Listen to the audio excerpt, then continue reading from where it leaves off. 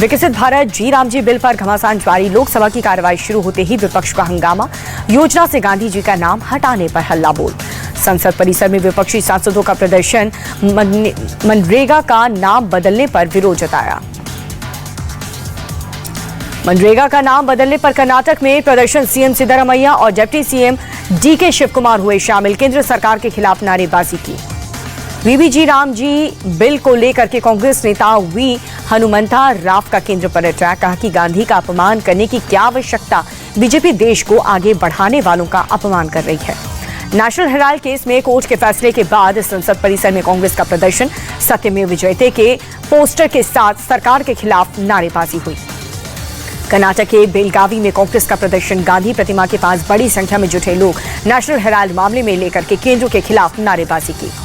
National Herald case को लेकर के कांग्रेस अध्यक्ष मल्लिकार्जुन खड़गे का केंद्र पर अटैक। कहा कि गांधी परिवार को परेशान किया जा रहा है। हमारा नारा है सत्यमेव जयते। नेशनल हेराल्ड मामले पर बोले बीजेपी सांसद मनन कुमार। कांग्रेस की ये खुशी कुछ पल के लिए है। दोषियों को जेल तक पहुंचाने के लिए ईडी के पास बहुत सारे सबूत हैं। कांग्रेस नेता पृथ्वीराज ने माफी मांगने से इनकार कर दिया। कहा कि संविधान मुझे सवाल पूछने का अधिकार देता है, माफी मांगने का सवाल ही नहीं उठता।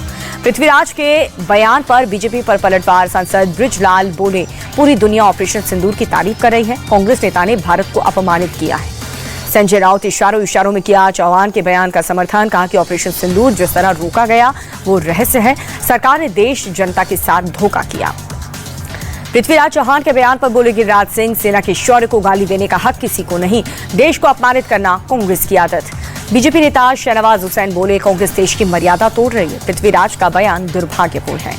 इथियोपिया की संसद में पीएम मोदी का संबोधन। कहा कि लोकतंत्र के मंदिर में आना सम्मान की बात है। ये मेरे लिए गौरव का पल है। आतंक पर पीएम मोदी ने कहा कि हमें आतंक के खिलाफ मिलकर के लड़ना होगा। पहलगाम हमले की निंदा करने के लिए इथियोपिया का आभार। पीएम मोदी ने कहा कि कोविड के समय हमने दूसरे देशों की मदद की। इथियोपिया को हमने 4 मिलियन वैक्सीन डोज भेजे। भाषण के बाद इथियोपिया सांसदों से पीएम मोदी ने मुलाकात की। गर्मजोशी से संसद से सदस्यों से मिलाया हाथ। पीएम मोदी को इथियोपिया के सर्वोच्च सम्मान ग्रेट ऑनर निशान से किया गया सम्मानित। इथियोपिया के पीएम अबी अहमद अली ने सर्वोच्च सम्मान से नवाजा। पीएम मोदी बोले सर्वोच्च सम्मान मिलना गर्व की बात है। ये सम्मान मेरा नहीं भारत का है। भारत और इथियोपिया के बीच 8 मुद्दों पर बनी सहमति। राजनीतिक, आर्थिक, रक्षा, व्यापार और निवेश में सहयोग बढ़ाने पर दोनों देश सहमत।